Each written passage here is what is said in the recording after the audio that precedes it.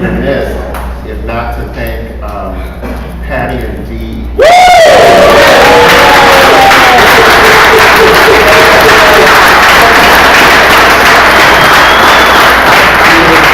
Being our agents here, this is the first time that this organization, ONYX, has done a trip like this internationally. So it is, we are honored, and we've had fun, and just wait till tonight. With that said,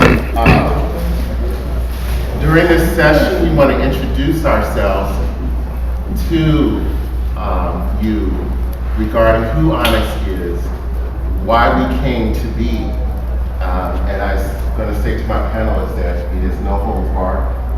We're going to be very upfront and honest about men of color and why we exist, why this organization was started. And this panel represents different regions in the United States that we represent. They'll go into more detail, but I want to have the people introduce themselves to the panel that are here. I'm Mufasa. And where you're from? I'm Mufasa from Chicago, Chicago Midwest chapter, and I am the founder of ONYX.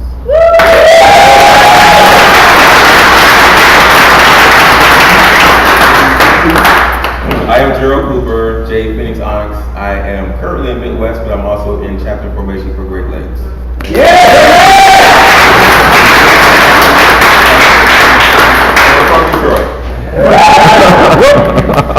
I am Dominion ONYX, one of the founders of ONYX Mid-Atlantic, which is in the Washington, D.C. area, and I'm from Washington, D.C.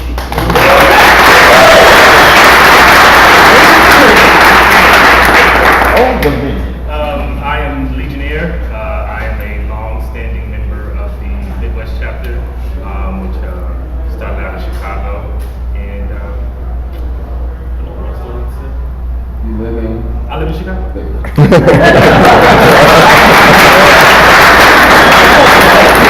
I am a self-law ONYX. I'm a full brother of Mid-Atlantic ONYX. What else? Where you from? Oh, and I live in Washington, D.C. and I left in a couple of 2016.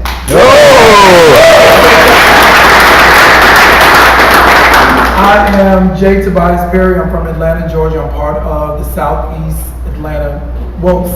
ONYX chapter. I'm from Atlanta, born and raised, and I've been a member of ONYX since 2012.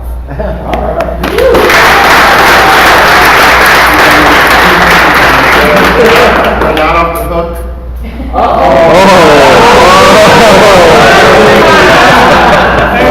And we withhold applause until all of them are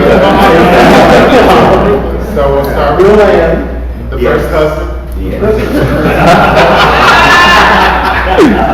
the first gentleman. The first gentleman. Yes. Can we see them though?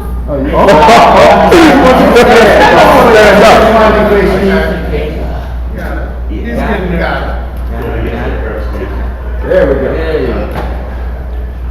I am William Hall. I'm a member. I've been a member of the Midwest chapter in Chicago since 1996.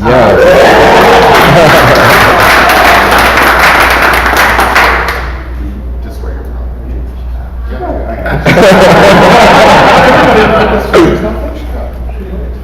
I am Eli ONYX, under the title of Opulence ONYX O2 Square. I am your current Mr. Maryland Leather 2016, and I reign out of Hyattsville, Maryland, and I'm part of Mid-Atlantic chapter.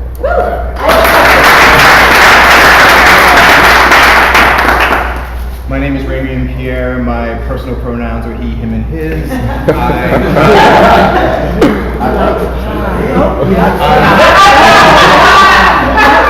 I'm a member of the Mid-Atlantic chapter, and I live in Baltimore, Maryland. Hello, I'm Volt ONYX. I am out of Chicago. I am the current president of the Midwest chapter. Hey, hi. I am Voodoo ONYX, and I'm from Chicago, part of the Midwest chapter. am Dan, or Panther Onyx. I am part of the Midwest chapter. I will be on the board for the chapter in formation, Great Lakes. Hi, Lynx, Midwest, Chicago, and this is 1 week that I'm an Onyx member.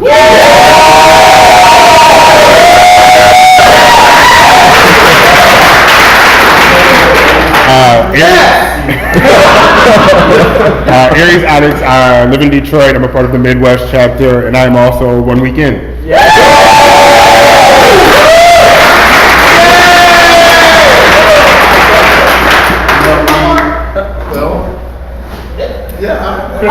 Crypto Onyx. I've been an Onyx member for 3 months. In the Mid-Atlantic chapter.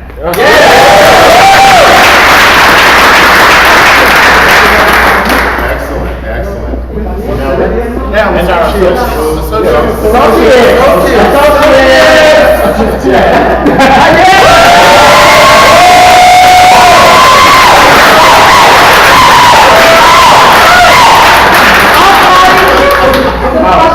D, and we're associate members of the Mid-Atlantic chapter. We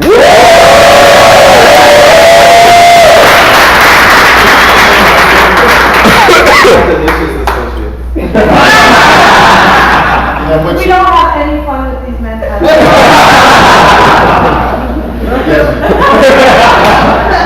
You know, what you just heard, I mean, it's a beautiful thing in that you have heard history from 20 years to 1 week.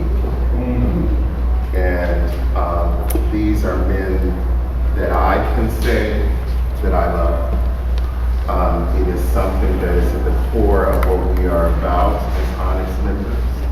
We can say that to each other. We don't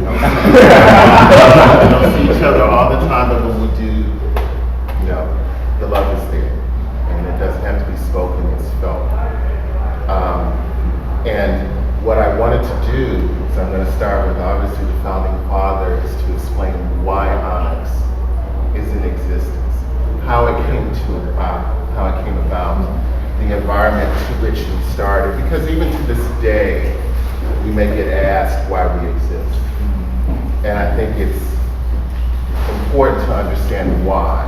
So I'm going to give the floor to our founding father to speak on that. How's everybody today? Good. Great. It's a great crowd. Thank you for being here. The Onyx, we're going into our 21st year. Many people didn't think that we would be around such a long time, but we are still here. I guess I'll stand up. So we're still here, and we are adding brothers, and more brothers are coming on board. We started in 1995. We took a full year of formation before we admitted our first member, who happened to be my husband. He wasn't my husband at the time. We met when he came to join us. My prior husband had passed in 95, and that was the year that we formed the organization, and then I met my husband. So 21 years and 3 children and 6 dogs. We're still going strong. So anyway, Onyx, men of color.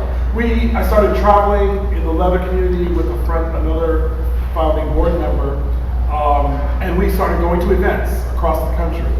He had already been going to events. I started going to more events with him, and we didn't find ourselves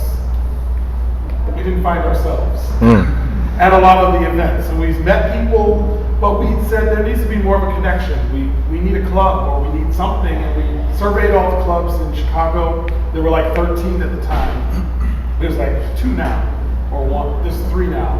But there were like 13, 14 clubs at the time, and none of them had a great representation of men of color. We had met some guys from Detroit, Icon Detroit, who had started a club there, and there were some men of color, and they were men of color. But we started to see, as they started admitting more members into their club, it shifted. The vote shifted. What they were doing shifted because they were not the majority any longer. They were some founders of the organization, but that So we said, I said, why don't we look into a men of color club? There was another club in New York at the time called Brothers in Leather that folded that year that we started because they weren't really a club. They were just a group of guys that had sent out party invitations, and then people would come to the party. And so we started, we formed, and we took a year because we knew that we did not want to discriminate against anyone. We are a men of color club, but we admitted associates. We have membership levels for everyone. Everyone can be a part of ONYX. But to be a full voting member, you have to be a man of color, bi, gay, or bi-spirited. And so we sat down, we looked at Amigos Latinos in Chicago, we looked at the Asians and Friends Club in Chicago, but it seemed like the Friends of the Asians were running the club and not the Asians. So we looked at our bylaws and to make sure that we had what we needed. And the running joke is that we didn't want to get outvoted if we wanted fried chicken at the table. Yeah, it's fried chicken.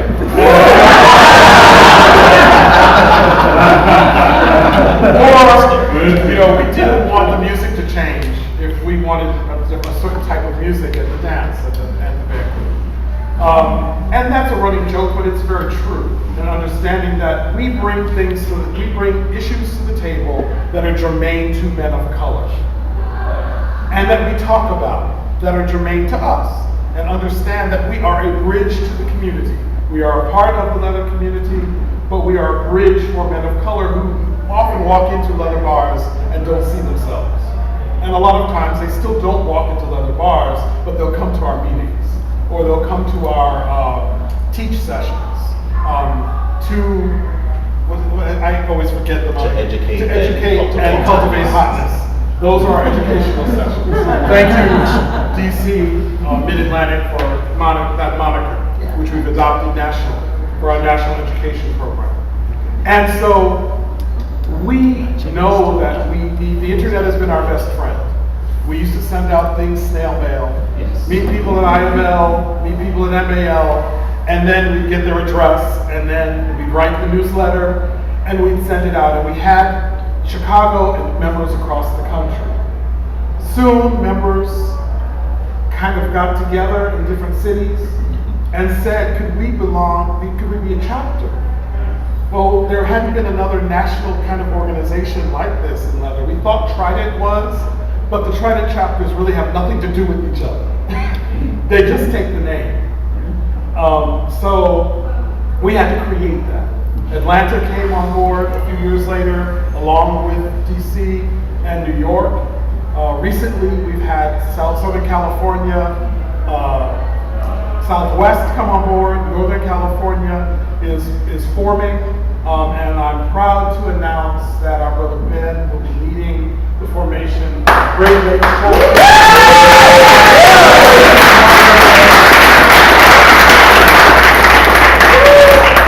chapter that it's the first time another precedent. It's the first time a chapter is coming out of another chapter. So this will be headquartered in Cleveland and Detroit. So covering Michigan, Canada, what else? Kentucky, Pittsburgh, there. So kind of 5 hours outside of Chicago because that's a long trip in.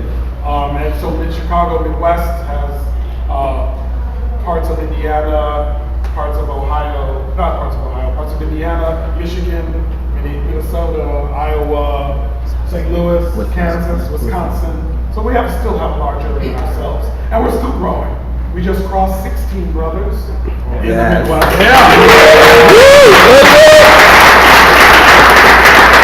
Southeast just crossed 17 brothers. All right.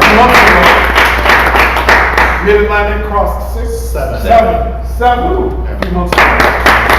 We know that this community comes in and out of people's lives. So we know that some brothers will come, some brothers will decide to go. It's a volunteer organization. But we have lasted as an organization for going on 21 years. Why? Because there is a need. There is a need to bridge that gap. And there is a need to understand what issues in the fetish community are germane to people of color. We have sisters that have joined alongside of us as the ONYX Pearls in Southeast Atlanta, in Mid-Atlantic, and I hear that New York is forming again. And so we have women of color who have seen our stand in the community and also want to do their own thing and form and do work for the community. Also, who was giving, in the height of the HIV crisis and AIDS crisis, who was giving from the leather community to the minority AIDS organizations? Nobody. We do. That's our job to step up and do that.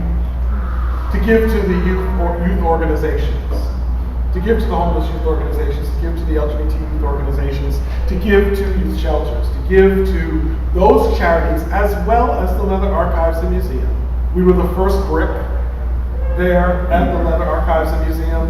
We were the first ones to donate our colors to the Leather Archives and Museum. We are the caretakers of the Jill Carter Green Room at the Leather Archives and Museum. So we are very involved in the community. We also support the Carter Johnson Library and those types of things. And so we are a part of the community, but there are certain things that we are called to do as people of color within our own culture, within our own community.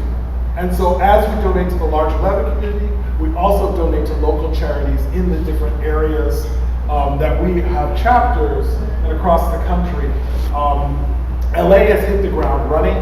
They are donating like $1,000 a month to different charities. Wow. The last charity, I was there with them last month, and they donated to a Latino HIV AIDS organization. And so they have a number of sponsors out there, and they are doing great things in Southern California. But the need is there. And you'll hear from the other brothers what they have gotten out of it. I really kind of tear up every time I think about the organization, because they are my brothers and because we are in this together with the community, not alone. But we were sitting at IML in 1996, or was it 97? And we said, we're bored. We were at the Congress, and the year before, that, in 96, the Toronto party, they used to give a fashion, Northbound used to do a fashion show and a party and whatever, and there was some music, and we were like, oh, this is great, we'll go to the Canadian party next year. Well, it was kind of a boring party that year. And we said, well, what are we going to do? So the next year we asked IML for a space, a room. They had space at the time. They weren't as large as they are now. And we said, well, we want to give a dance. Because we Leathermen do dance. Yes. Because the moniker wasn't Leathermen don't dance. Stand on the wall. So we said, no, we do. And we got a DJ, got up to the 3rd floor, the Renaissance room, and we had a party. We were running downstairs to the lobby to pull people out of the lobby and say, come upstairs to our party, come upstairs and dance a while, whatever. And that has blossomed into 1,500, usually 1,000 to 1,500 people coming to the ONYX Old School Leather Dance at IML every year and having a great time. Did you guys have a good time last year? The year before, it was so popular, we didn't even get in. Yeah. We're working with logistics. And so that's the type of thing that we do. We do that in DC, they do, and I'll be finishing in a second. In DC, we started, that was our first out-of-town event at MAL, the cocktail party, the ONYX cocktail party, which started. It's a stretch to call it an event or a party. Well, yeah, it was. We were in our room and we invited folks up. There was beer in the tub. And, we said, "Come up, we're new." Vi Johnson and Jill Carter came up, and other people came up, and we just fellowshipped and had a great time until people started lining the hallways a few years later, all along the hallways, and they moved us to first People outside. tell the whole Well, story. people who were running the gauntlet. When they're making They them were run the trying to get, gauntlet. they were trying to get to their rooms, their hotel rooms. People were trying to make them run the gauntlet. Which should have been fun. Of course, you're at MAL. There was only one room available that they used to hold the contestants in on the second floor of the Washington Plaza Hotel. They gave us that room. We were the first out off the grid party at MAL. And so there's a lot of history in what we've been doing and how we've been striking out.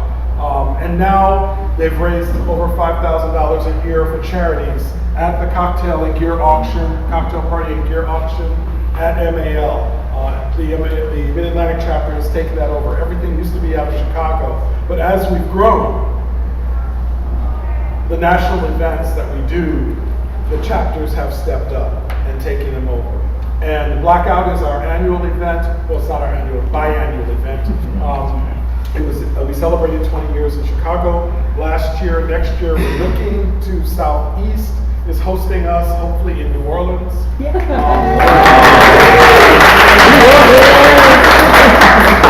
have members in New Orleans that belong to Southeast, and so we're hoping to go to New Orleans, and you'll hear all about that. So I'm going to shut up.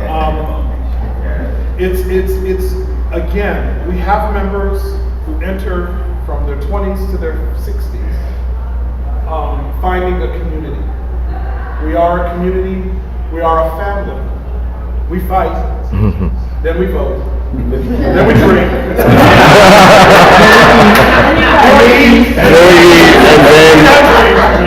then we dance, and whatever else happens. And you're included in whatever else happens. So whatever else happens is love.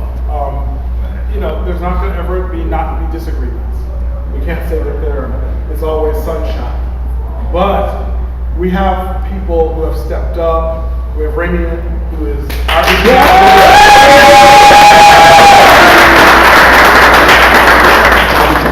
and your title here, you showcased who you are as a brother of ONYX. And you brought that to the forefront for us and yourself in the community. We have Khalid, who's the Leatherman of Color. Yes. We have Eli, who's Mr. Maryland Leather.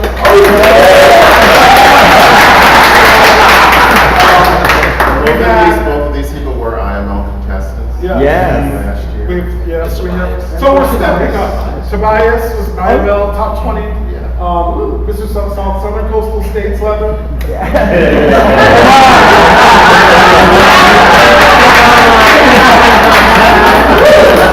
We both finished number 9. Exactly. We both finished number 9.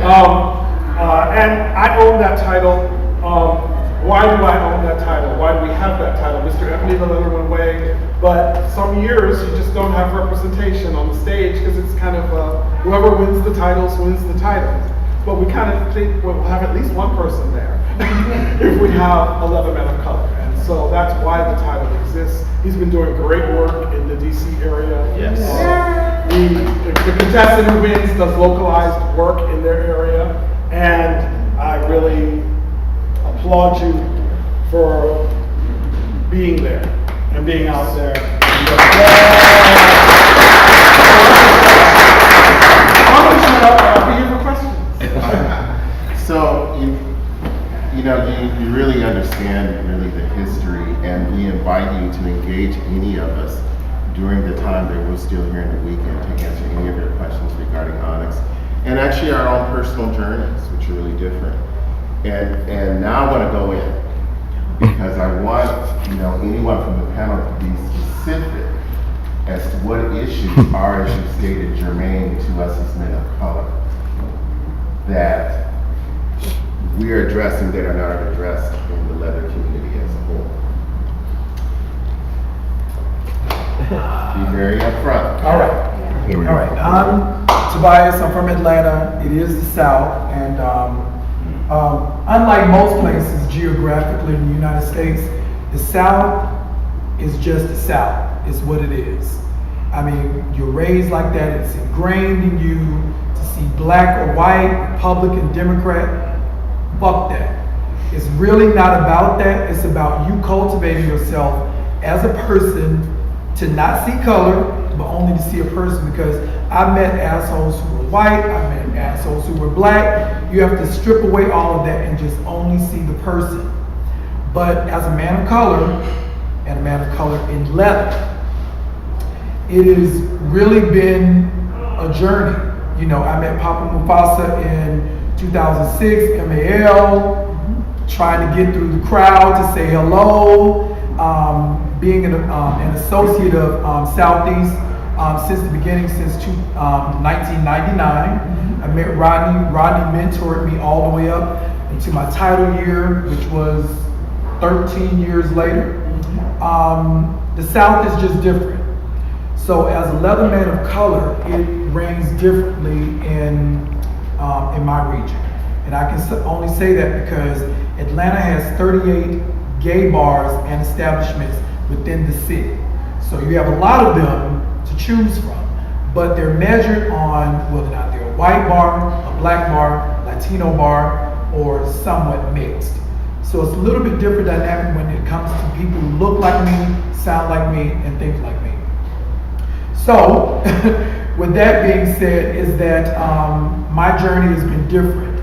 Is that you have to just self-identify with yourself, be unapologetic, and move forward through the crowd, sometimes alone, sometimes some people will get your story and what you're about, but don't feel the need to explain it to them. So my journey in the Southeast, being the South, is a little bit different and unapologetic. I've learned to be unapologetic for what I like, what my kinks are, what I want to talk about, what interests me. So being a leather man of color, it's a little bit different, but through proper mentorship, through proper teaching, being old guard, new guard, which, you know, really tips the scale either way, whether or not it's old guard, new guard. So just be who you are, no matter where you're from, your upbringing, just get the basics of a foundation, which I got from ONYX, and I kind of build my own stuff, my own blocks from there, and became the title holder and activist in Leatherman who I am today. So Southeast, whether or not you come from Canada, from New York, wherever, just let it be identified with who you are and let that be your personal journey. And don't let anyone steer you from, well, this is better for me. No, it's better. This is what's better for me. And you have to be sure on who you are. And it's a conditioning thing. You have to condition yourself and strip away everything what someone wants you to be and just become the better person that you can be as a leather man or leather woman for yourself. Sure. All right.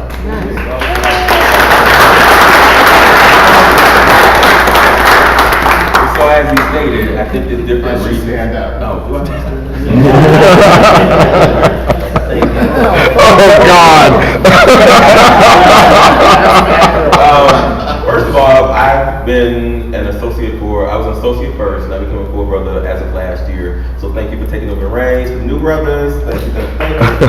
But I believe that, as he spoke about Southeast, I think that Michigan has a completely different dynamic when it comes to Leatherman. We only had, well, it actually just became a leather bar within the last 3-4 months, something like that. I think the thing that we have is sometimes when you walk in, it's like when you go to college and you walk in a room and it's maybe a mixed college, and the first time you look in and you look for the first black student because you feel comfortable in going into them, you know, just to feel a part of it. And so when we go to now lately we've become really known in the bar, but at some point in time we still feel that alienation because we'll come in and people are afraid of us, they're scared of us, they're like, oh, look at those big black men over there. And we're just as normal. And I honestly, and I hope I'm saying correctly, but I think some of the issue is the Mandingo complex.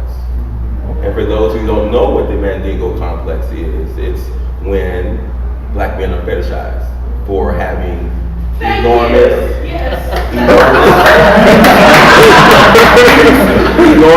penises. Ginormous. Yeah. Yes, ginormous. And that's what it's, and they instantly walk up to you, they grab you right for the crotch. They go straight for the crotch. And it at some point, you're just like, girl, get back. It's just too much. I mean, and I think that's what but it's become more accepting as far as we're the normal pretty much in the bar that we're at right now. But I think that there is a burgeoning community that's Detroit is about to explode, which is the reason why we've moved forward to start the Great Lakes chapter, because it's an untapped resource. But I think for me, it's just getting past the Mandingo complex and really taking us serious, because in Detroit you don't see a lot of men of color in leather, and they kind of just freak out. So that's my experience. But you didn't mention the bar in Detroit. Menjo's. Menjo. Menjo's, yes.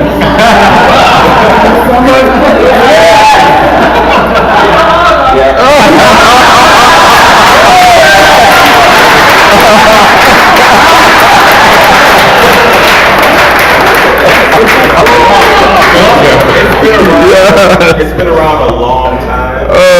Finally realized what the leather community could bring, because he's expanding. It's now become the Menjo's complex. He's taken over several sections, and he's going to have it after hours and all kind of different things. So he recognizes that it's a big, bare leather Levi community. So.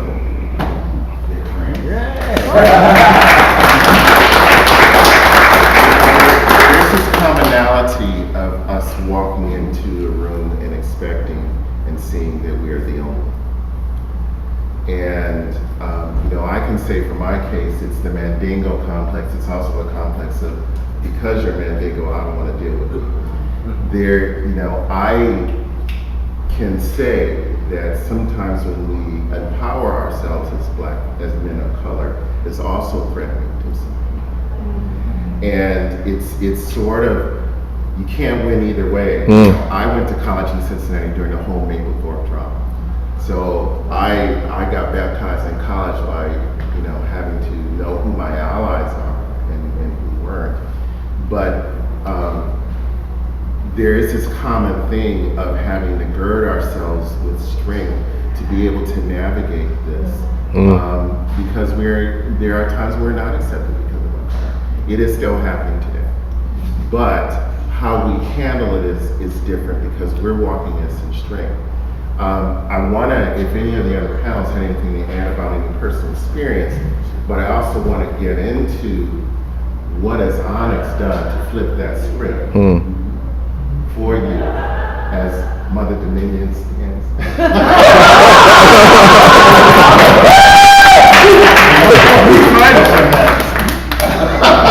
I'll deal with you later, young man.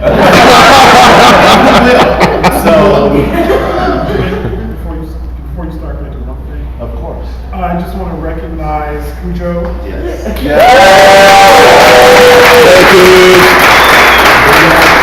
He's our DJ for the night.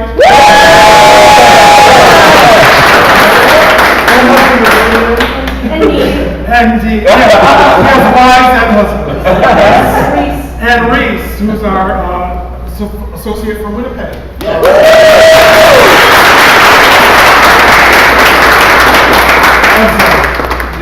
Proceed. Thank you.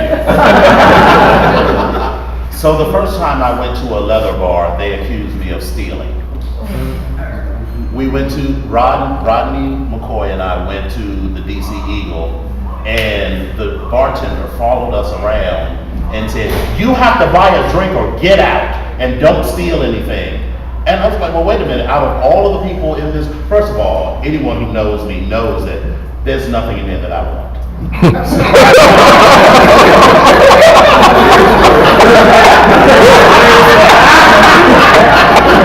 And just to be accused of doing that was just,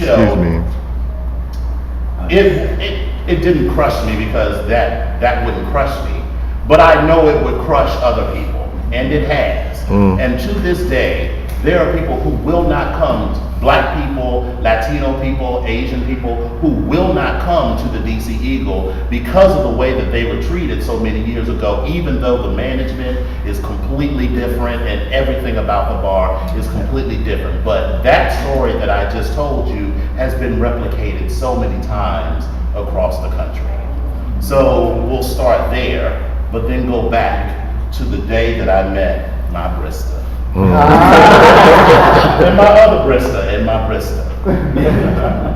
We were sitting, well, they were sitting in the lobby of the hotel at MAL and just sitting there laughing and joking, and they welcomed me like the family that they had never met. So I have spent the rest of my life. All right, now, I'm not gonna cry, but I tell you that I have spent the rest of my life and my journey in this organization giving back to everyone else the love that they gave me. Someone who wasn't into leather, I came, I had on cologne, I had on too much of everything. I was not.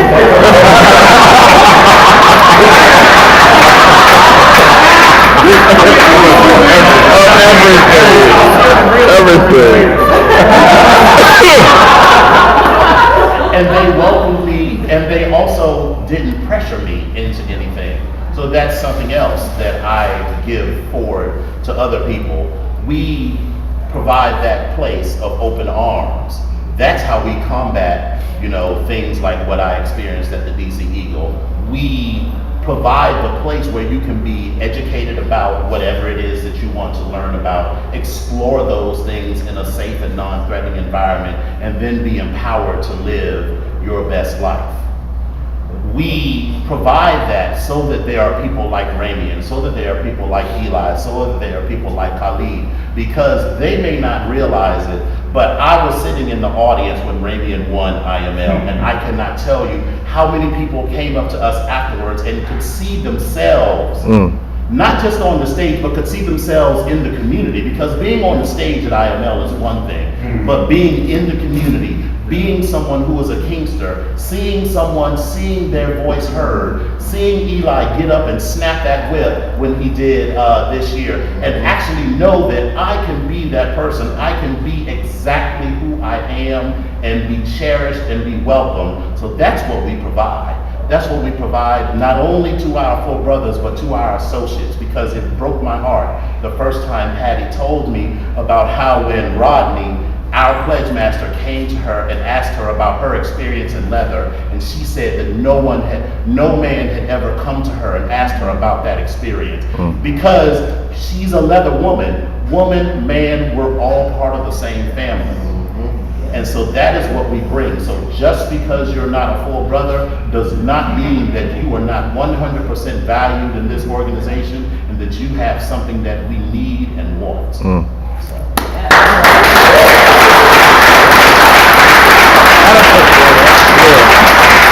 Where's the collection plate?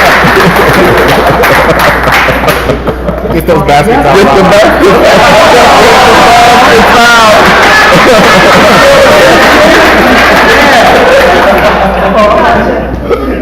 Yes, you got it.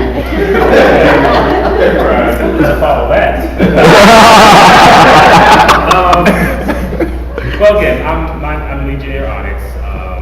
I have been in this organization now 19 years. I have the distinction of probably being the only member. I've had continuous membership longer than any member of Onyx. Even our founder and our first member had to take a break, due to life circumstances and things like that they had to take care of. But to talk about my journey and to talk about empowerment, I want to start when I kind of discovered leather when I was in Germany. I was in the Air Force, just figuring out that I was gay. And I met a man in Cologne who introduced me to leather. So I became his boy and learned all kinds of stuff and went to all kinds of places. And when I came back to the States after leaving the service, I gotta keep it real. Venturing into the leather community was not the same experience. It just wasn't. You know, clearly, of course, there weren't a lot of men of color, and the white men that I encountered didn't get me and weren't trying to get me. So I stayed on the fringes for a long time until I was in Omaha, Nebraska, of all places, with a group called ONYX Images, oddly enough.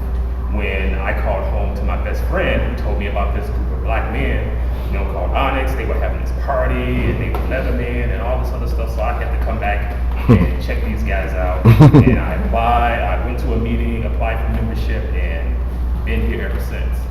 And to talk about empowerment, you know, when I look back on the years that I've spent with ONYX, it showed me that, you know, I don't have to be a person who has to stand in the background, because I've always been that person who worked behind the scenes to help make things happen and stuff like that. And it's through ONYX that, you know, I could see myself standing on an IML stage. That first year that I was a member of ONYX, when Foster competed for IML, I was just, there aren't any words to describe what that felt like. You know, it's just like he was talking, like Dominique was talking about when we saw Raymond on that stage. You know, it was like, oh yeah, you know, this is somebody that looks like me, that speaks like me. And not just a man of color, but this is a man of color that's my brother. That I'm standing up there, that I'm watching. So, you know, I was inspired to write to like 3 different local papers that got published and stuff, because I was like, oh my God, I'm feeling all this stuff. You know, never knowing that years later, I would have the opportunity to become a title holder myself. Never thinking that would ever be a part of my journey. And, you know, so I'm thinking that, you know, yes, I'll always be that guy who's gonna be rah-rahing people, and before I know it, I'm standing on the stage, you know, expressing my kink and being myself and all this other kind of stuff, and figuring out that, you know, there is, you know, even in my quietness, there's power. There's power in it, because when you think people don't see you, people see you. You know, and that was really important to me. And you know, and one of the other things that I realized is that, you know, sometimes family are the people that you bring to your heart, not necessarily the people that you're born into. So that was a serious lesson that I learned. And there have been people that have come into my life. I mean, this organization and this family has allowed me to find my husband, who I've been with now for going on 6 years.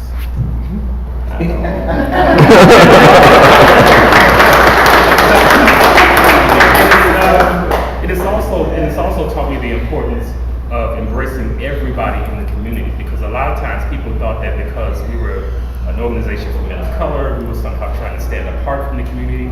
And that's not what we're doing. We're not trying to stand apart from the community. We're trying to make sure that we can cement our place in it.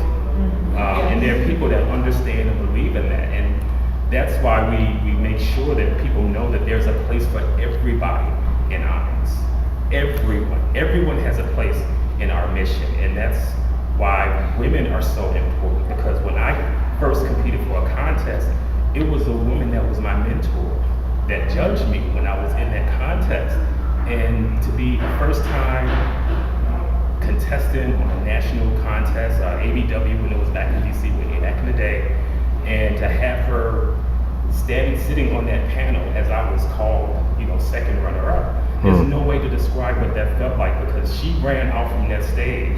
She ran from behind the table up to the stage and grabbed me and hugged me. You would have thought I won. But in a way I did win, because I was able to make her proud of me. And that kind of cemented for me, you know, the fact that this community is for everybody, and everybody has to be a part of it. Everybody has to be brought in. You know, there was a moment with Dee when, and I promised I wasn't going to tell that, but I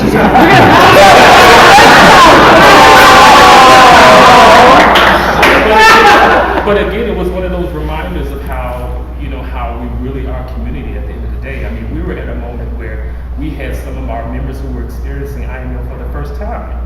And their first time experiencing IML, they get to see a member of ONYX claim the prize. And that was just, there are no words to describe that. And as I'm going through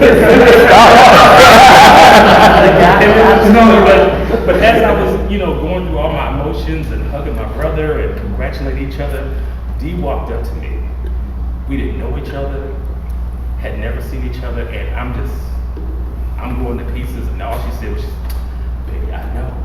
No, I know. And we just stand there just hugging each other. So it really made me realize what community is and how we really need to continue to lift each other up as members, not only of ONYX, but of the leather community, and making sure that we always look back to make sure that people are feeling included. So, that was my sense of empowerment, because it allowed me to realize that, I have a place in this community, even if you don't know what it is.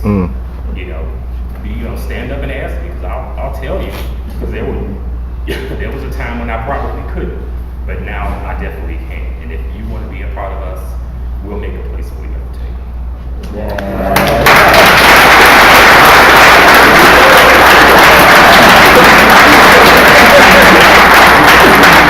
Church on church. Church on church. Church on church. Talk about the experience that, I want to give you all a chance to soak that into what you just heard. I don't know how more succinct that anyone could get about, how we are and who we are, particularly our acceptance of women. Women played a big part in our personal lives. Why would we all of a sudden have an issue with them in this life? It makes no sense to us. So I'm going to call on Khalil, because I'm going to tell you. So this man, I'm a big fan of his, as I am of all my brothers here. But he took the title of Leather Man of Color. And so he walks around with the Leather Man of Color sash. And I'm interested in hearing what your experiences was in response you got from that, from the general leather population, and what that did for you. I took the Leatherman of Color title during Blackout 20, which was last year in Chicago. I feel like I want to walk around with that. Take the space. Take the space. So I knew right off the bat, all right, so look, if I were to win this thing, people are going to be like, okay, well, what's that? What's the need for it? Why do you have to, have a be Leatherman of Color versus, a bar or this, that, and the other. My reason was this. First of all, I've been very emotional all weekend because of the love in this room right here. These guys have been my center for. Anyway, let me just. All right, so back to Leatherman of Color. People ask, hey, what's this about, blah, blah, blah. I've had people come up and say, oh, it's a real title, It's like, okay, well, yeah, I'm wearing leather. I'm a real person.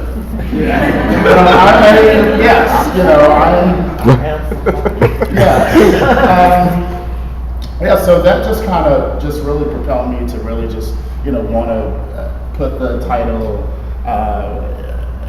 just a little further out into the community, because we're how many years now? 10. Okay, so out of 10, I'm the 8th Leatherman of Color title holder. So even at IML this year, I had people within the judging panel ask, okay, well, why did you want to take that title? And I'm thinking, well, why would a man of color not want to be Leatherman of Color?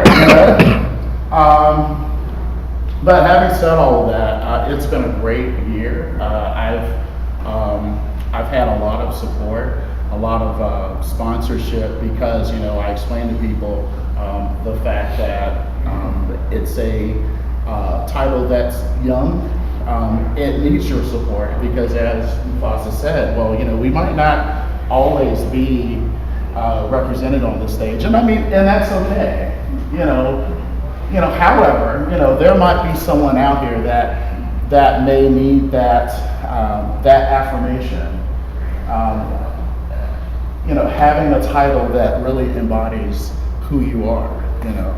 We're so many things as people of color, Not only am I a leather man, I'm someone's brother, someone's uncle, I'm someone's coworker, someone's frenemy.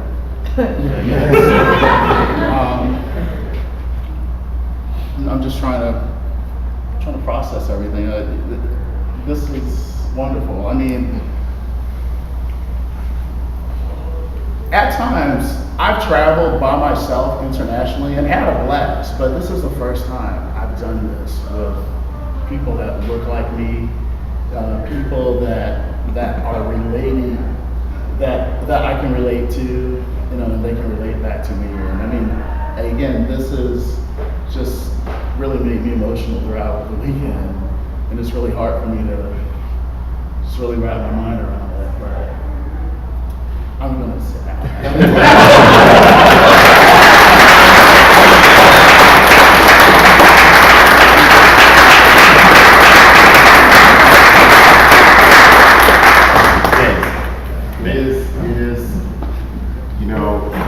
Again, another example. So something interesting about that. Whenever, I can say this historically from having talked to many people of color who have been through the IML experience, people of color always get asked about being a person of color. But people from Ireland never get asked about being Irish. People from Minnesota never get asked about being Minnesotan. And it's always some sort of a thing where, having to do more, doing this. So I'm not suggesting at all that there's anything weird going on there, but when we talk about representation, if it still seems to the judging panel that there is something exceptional about you as a person of color compared to any other contestant at IML, this just further validates the reason why an organization like ONYX exists, so that people can be validated within that and use this background to propel themselves forward. Because when we do coach, we do have a number of title holders within ONYX, and we do coach each other on, on what is needed, and it always is said to the contestants, be prepared for the people of color question. Why ONYX? Why leather men of color? If you are involved with it, and if you are not involved with ONYX, they're going to ask you anyway, because they believe that all black people, or all people of color, are members of ONYX. So, people who had nothing to do with Ramian were being congratulated as members of ONYX.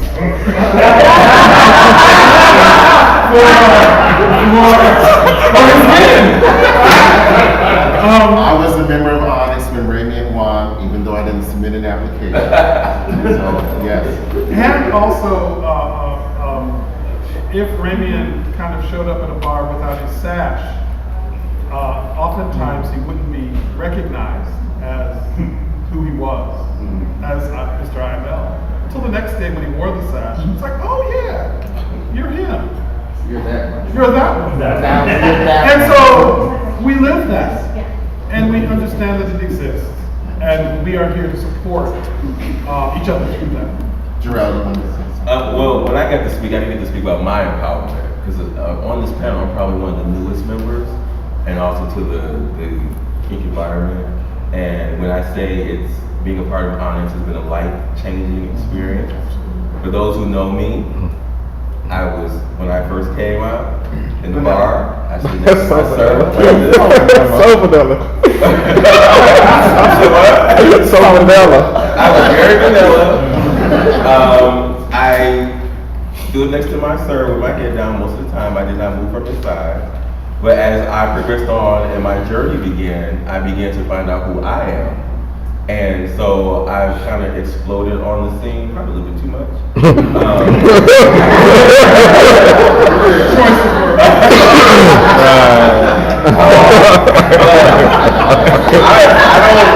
I don't want to get emotional, but also what ONYX does is that it allows us to bring up the ones that are coming from behind. And so this year, I was able to experience having a little brother. He wasn't my little brother per se for the organization, but I just adopted him as my little other brother. And I woke up to a text one morning, and he sent me a text, and he just said he loved me because I have showed him how to empower himself and how to become so he can grow and help him along his journey. And that's what it's about. When you see us, it's nothing. I mean, we've gone to parties where we've like, oh my God, why are we here? But when it's the Onyx family, it's family. And we just, there is no words to describe when we get together and the love, the fellowship that surrounds us. And that we extend to others. Yes. Oh, we love everybody. Yes. What we want to do is, open it up to I have questions. one quick piggyback on what Papa Mufasa said in regards to our title year. Myself, Raymond, and CJ. We had 4 Onyx members. Yeah, we had 4 that year, and I can remember all 4 of us. Like all of a sudden, once my second title was Southern Coastal State, and I can remember all 4 of us just rallying. No, Raymond was the last one that got his title. Raymond was the last one that got his title. And I remember all of us just rallying around each other. And I remember flying to DC to give Raymond this damn book, Leather Sex, so we could all be on the same page. And me calling relentlessly to Papa Mufasa, to D-Mal, to Rob McCoy, to one of my mentors, Master Bruce, and to International Deaf Leather Boy 2013 and 14, Boy Richard, just rallying and getting these mock interviews, as many as we could get. And it was just only through Onyx that we could get that cohesiveness and really feel it. I'm not saying just, hey, let's just do a mock interview. You got your speakerphone on? I mean, really just going to the grit with it and making sure that you can feel that interview and feel like a mock interview of what it would be like. And Papa Mufasa at different leather events during the course up until IML, hey, what do you think about this? And what do you think about that? Just that cohesiveness is just there with Onyx. And I mean, it's just, I mean, it is what it is. It's like a fucking chemical, it's like a chemical or something that you just mix up and then you just pour it into that person. And it's real. What this demonstration is, with us with Onyx, is that we are separated by distances, but that love of family has no distance. It does not exist. It is an instant thing that can happen as quickly as a phone call and what he's demonstrated. There is no distance. I don't know how to explain that other than it's a connection that we sometimes use the term spirituality, and it's not, the church coming in. It has a It kind of is. Well, yeah, it's sort of. It's sort of kind of. Not our person. It's the way that. Yeah, they baptized them in the. Well, but that was. Yeah.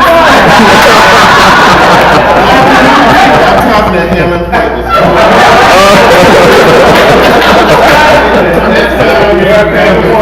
Somebody sang to him and it was all over.